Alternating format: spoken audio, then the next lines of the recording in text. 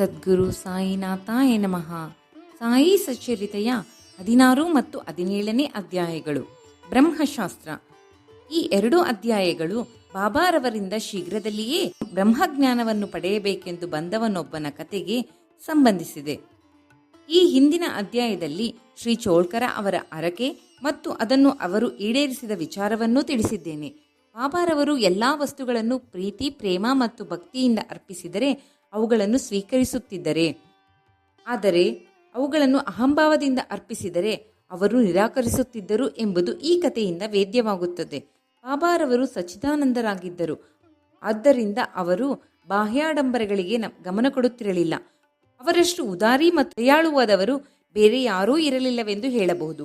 ಅವರನ್ನು ಚಿಂತಾಮಣಿ, ವಜ್ರಕ್ಕಾಗಲಿ, ಕಲ್ಪತರುವಿಗಾಗಲಿ ಅಥವಾ ಕಾಮಧೇನುಗಾಗಲಿ ಹೋಲಿಸುವುದು ಸರಿಯಲ್ಲ.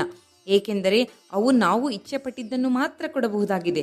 ಆದರೆ ಸದ್ಗುರುವಂತ ಬಾಬಾರವರು ಇವೆಲ್ಲವುಗಳಿಂದ ಊಹಿಸಲ ಸಾಧ್ಯವಾದ ಅನರ್ಘ್ಯವಾದಂತಹ ವಸ್ತು ನೀಡುವ ಸಾಮರ್ಥ್ಯವುಳ್ಳವರಾಗಿದ್ದರು. ಈಗ ಬಾಬಾರವರು ತಮ್ಮಲ್ಲಿಗೆ ಬ್ರಹ್ಮಜ್ಞಾನವನ್ನು ಪಡೆಯಲು ಬಂದ ಧನಿಕನೋರ್ವನ ಹೇಗೆ ಆಶೀರ್ವದಿಸಿದನೆಂಬುದು ನೋಡೋಣ. ಯಾವ ಚಿಂತೆಯೂ ಇಲ್ಲದೆ ಸುಖಿಯಾಗಿ ಒಬ್ಬ ಗೃಹಸ್ಥನಿದ್ದನು. ಅವನಿಗೆ ವಿಪುಲವಾದ ಐಶ್ವರ್ಯವಿತ್ತು. ಮನೆ ಮಠಗಳಿದ್ದವು. ಅವನೂ ಸಹ ಬಾಬಾರವರ ಕೀರ್ತಿಯನ್ನು ಕೇಳಿದನು.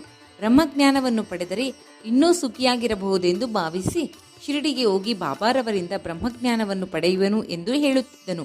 ಅವನ ಸ್ನೇಹಿತರು, ಬ್ರಹ್ಮಜ್ಞಾನವನ್ನು ಪಡೆಯುವುದು ಅಷ್ಟು ಸುಲಭವಲ್ಲ. ಯಾವಾಗಲೂ ಐಶ್ವರ್ಯ, ಮಡದಿ, ಮಕ್ಕಳು ಮುಂತಾದವುಗಳ ಮೋಹದ ಬಲೆಗೆ ಸಿಕ್ಕಿರುವ ಅತಿಯಾಶೆಯುಳ್ಳ ನಿನ್ನಂತವನಿಗೆ ಬ್ರಹ್ಮಜ್ಞಾನ ಪಡೆಯುವುದು ಕಷ್ಟ. ಒಂದು ಬಿಡಿಕಾಸನ್ನು ಸಹ ದಾನ ಮಾಡಲು ಮನಸ್ಸಿಲ್ಲದ ವ್ಯಕ್ತಿಗೆ ಬ್ರಹ್ಮಜ್ಞಾನವನ್ನು ಯಾರು ನೀಡುತ್ತಾರೆ ಎಂದು ಹಾಸ್ಯ ಮಾಡಿದರು. ಆದರೂ ಸ್ನೇಹಿತರ ಸಲಹೆಯನ್ನು ಲಕ್ಷಿಸದೆ ಅವನು ಮಾರನೇ ದಿನವೇ ಗಾಡಿ ಮಾಡಿಕೊಂಡು ಶಿರಡಿಗೆ ಬಂದನು. ಮಸೀದಿಯೊಳಗೆ ಪ್ರವೇಶಿಸಿ ಬಾಬಾರವರ ದರ್ಶನ ಪಡೆದು ಅವರ ಪಾದಗಳಿಗೆರಿಗಿ, ಬಾಬಾ, ನೀವು ಬ್ರಹ್ಮನನ್ನು ತೋರಿಸುವಿರೆಂದು ತಿಳಿದು ಬ್ರಹ್ಮಜ್ಞಾನವನ್ನು ಪಡೆಯಬೇಕೆಂಬ ಆಶೆಯಿಂದ ನಿಮ್ಮಲ್ಲಿಗೆ ಬಂದಿದ್ದೇನೆ. ನಾನು ಪ್ರಯಾಣದಿಂದ ಬಹಳ ಬಳಲಿದ್ದೇನೆ. ನಿಮ್ಮಿಂದ ನನಗೆ ಬ್ರಹ್ಮಜ್ಞಾನ ದೊರಕಿದರೆ ನಾನು ಪರಮ ಸುಖಿಯಾಗಬಹುದು ಎಂದು ಹೇಳಿ ಬ್ರಹ್ಮಜ್ಞಾನವನ್ನು ಯಾಚಿಸಿದನು. ಆಗ ಬಾಬಾರವರು, ರಾಯರೇ, ಇಷ್ಟು ಅವಸರವೇಕೆ? ಬ್ರಹ್ಮಜ್ಞಾನವನ್ನು ಕೊಡುವೆನು. ಆದರೆ ನನ್ನ ವ್ಯವಹಾರವೆಲ್ಲವೂ ನಗದು. ಉದ್ದರಿಗೆ ಮಾತ್ರ ಎಡೆಯಿಲ್ಲ. ನನ್ನಲ್ಲಿಗೆ ಬರುವವರೆಲ್ಲ ಐಹಿಕ ಸುಖಭೋಗಗಳಾದ ಸಂಪತ್ತು, ಆರೋಗ್ಯ, ಶಕ್ತಿ, ಗೌರವ, ರೋಗ ಗುಣಪಡಿಸುವಿಕೆ ಇವುಗಳನ್ನು ಬೇಡುತ್ತಾರೆ. ಹೊರತಾಗಿ ಬ್ರಹ್ಮಜ್ಞಾನವನ್ನು ಕೇಳಲು ಬರುವವರು ಅತೀ ವಿರಳ. ಬ್ರಹ್ಮಜ್ಞಾನ ಪಡೆಯಲು ಬಂದಿರುವ ನಿಮ್ಮನ್ನು ನೋಡಿದುದು ನನ್ನ ಅದೃಷ್ಟವೇ ಸರಿ. ಕೂಡಲೇ ನಿನಗೆ ಬ್ರಹ್ಮಜ್ಞಾನದ ಸರ್ವರೂಪವನ್ನೂ ತೋರಿಸುವೆನು ಎಂದರು.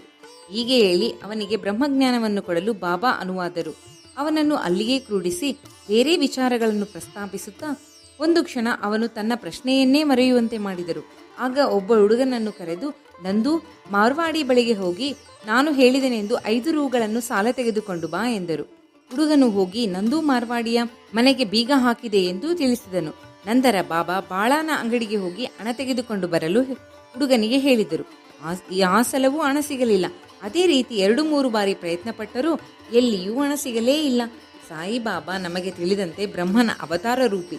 ಹಾಗಿದ್ದರೂ ಅವರಿಗೆ ಕೇವಲ 5 ರೂಪಾಯಿ ಏಕೆ ಬೇಕಾಗಿದ್ದವು? ಅದಕ್ಕೋಸ್ಕರ ಅವರು ಕಷ್ಟಪಡಬೇಕಾಗಿದ್ದಿತೆ ಎಂದು ಕೆಲವರು ಪ್ರಶ್ನಿಸಬಹುದು. ನಿಜವಾಗಿಯೂ ಬಾಬಾರವರಿಗೆ ಹಣ ಬೇಕಾಗಿರಲಿಲ್ಲ. ಅವರಿಗೆ ನಂದು ಮತ್ತು ಬಾಳ ಇವರ ಕಡೆ ಹಣ ಇರಲಿಲ್ಲವೆಂಬುದು ಚೆನ್ನಾಗಿ ಗೊತ್ತು. ಆದರೂ ಬ್ರಹ್ಮಜ್ಞಾನವನ್ನು ಪಡೆಯಲು ಬಂದವರನ್ನು ಪರೀಕ್ಷಿಸಲೊಸಗ ಹೀಗೆ ಮಾಡಿದರು. ಆ ಗೃಹಸ್ಥನು ತನ್ನಲ್ಲಿ ಕಂತೆಗಟ್ಟಲೆ ನೋಟುಗಳನ್ನಿಟ್ಟಿದ್ದನು. ಅವನು ನಿಜವಾಗಿಯೂ ಶ್ರದ್ಧೆ ಇದ್ದವನಾಗಿದ್ದರೆ ಬಾಬಾ ಸಾಲ ಕೇಳಲು ಹುಡುಗನನ್ನು ಕಳಿಸಿದಾಗ ಸ್ವತಃ ನೋಡಿ ಸುಮ್ಮನಿರುತ್ತಿದ್ದನೆಯೇ? ಬಾಬಾ ಸುಳ್ಳು ಸಹ ಮಾತನಾಡುವವರಲ್ಲ. ಸಾಲವನ್ನು ಕೂಡಲೇ ಹಿಂತಿರುಗಿ ಕೊಡುತ್ತೇನೆ ಎಂದು ಹೇಳಿದರೂ ಸಹ ಸುಮ್ಮನೆ ಇದ್ದನು. ಹಾಗೆ ಬಾಬಾ ಎರವಲಾಗಿ ತರಲು ಹೇಳಿದ ಹಣವಾದರೂ ಎಷ್ಟು? ಕೇವಲ 5 ರೂಗಳು. ಇಂಥವನು ಬಾಬಾರವರಿಂದ ಬ್ರಹ್ಮಜ್ಞಾನವನ್ನು ಪಡೆಯಲು ಬಂದನು. ನಿಜವಾಗಿಯೂ ಬಾಬಾರವರನ್ನು ಮನಪೂರ್ವಕವಾಗಿಸುತ್ತಿದ್ದವನಾಗಿದ್ದರೆ ಆ ಸಂದರ್ಭದಲ್ಲಿ ಅವನು ಖಂಡಿತ ತಾನೇ ಸಾಲ ಕೊಡುತ್ತಿದ್ದನು. ಆದರೆ ಅವನ ವಿಷಯವೇ ಬೇರೆ. ಹೋಗಲಿ, ಅವನು ಮೌನದಿಂದಾದರೂ ಇದ್ದನೇ? ಇಲ್ಲ.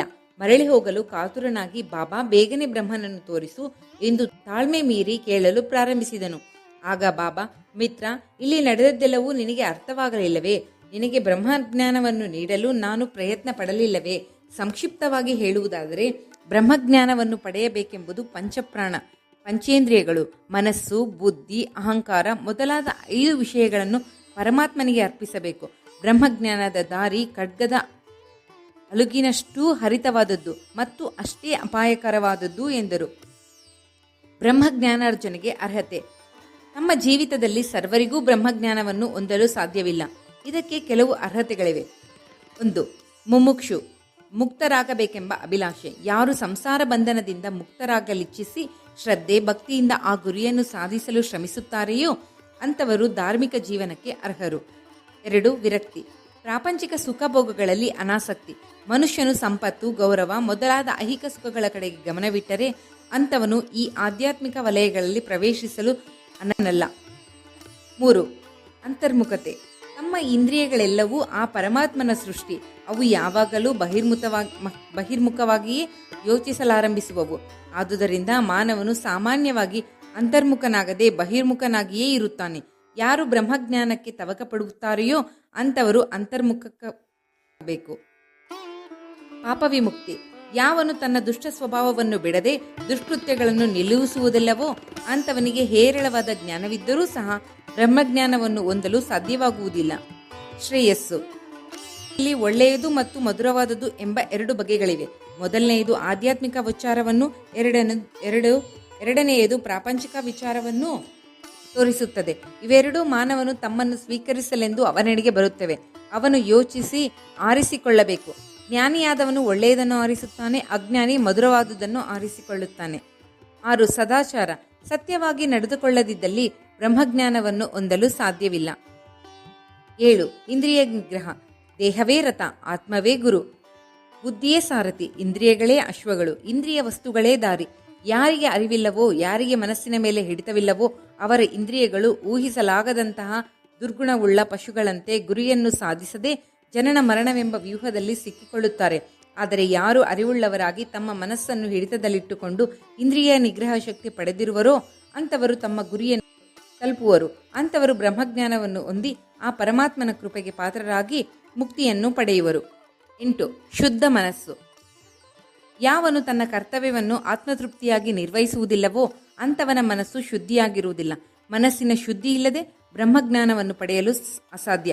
ಪರಿಶುದ್ಧವಾದ ಮನಸ್ಸಿನಲ್ಲಿ ವಿವೇಕ ವೈರಾಗ್ಯಗಳು ಮೂಡಿ ಬ್ರಹ್ಮಜ್ಞಾನ ಪಡೆಯಲು ನೆರವಾಗುತ್ತವೆ.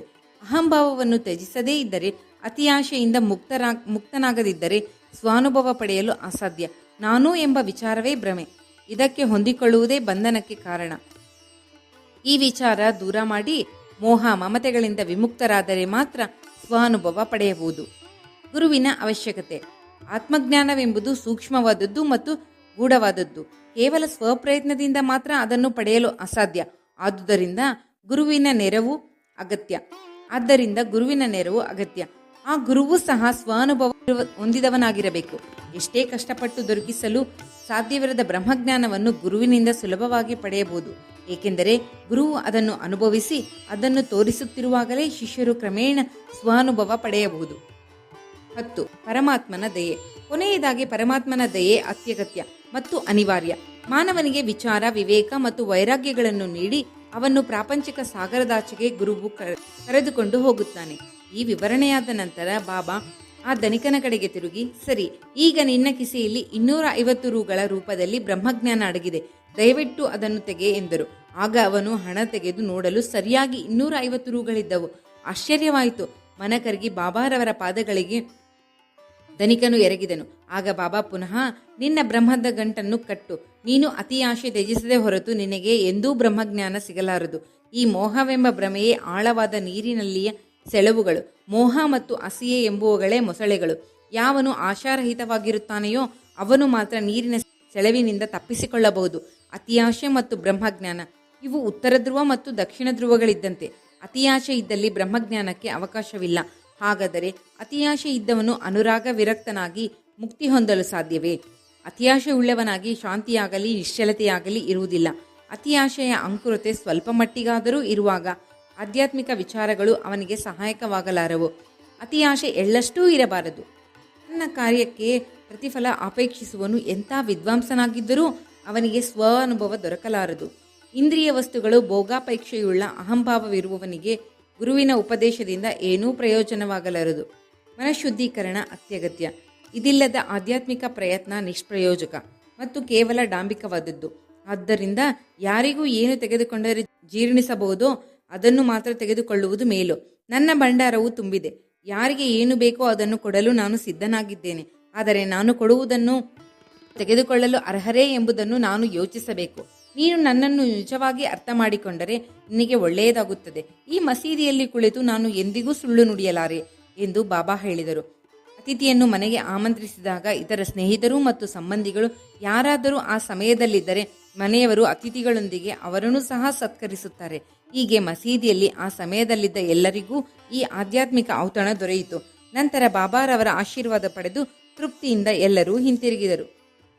ಬಾಬಾರವರ ವಿಶೇಷ ಗುಣ: ಮನೆ ಮಠಗಳನ್ನು ತ್ಯಜಿಸಿ ಕಾಡಿನಲ್ಲಿಯೂ ಗುಹೆಗಳಲ್ಲಿಯೂ ಅಥವಾ ಆಶ್ರಮಗಳಲ್ಲಿಯೂ ಒಬ್ಬಂಟಿಗರಾಗಿ ನೆಲೆಸಿ ಜೀವನ್ಮುಕ್ತಿ ಪಡೆಯಲು ಪ್ರಯತ್ನ ಮಾಡುವ ಸಾಧುಗಳು ಅನೇಕರಿದ್ದಾರೆ. ಅವರು ಬೇರೆಯವರೊಡನೆ ಸಂಬಂಧ ಇಟ್ಟುಕೊಂಡಿರುವುದಿಲ್ಲ. ಆದರೆ ಸಾಯಿಬಾಬಾರವರು ಇಂಥವರಲ್ಲ.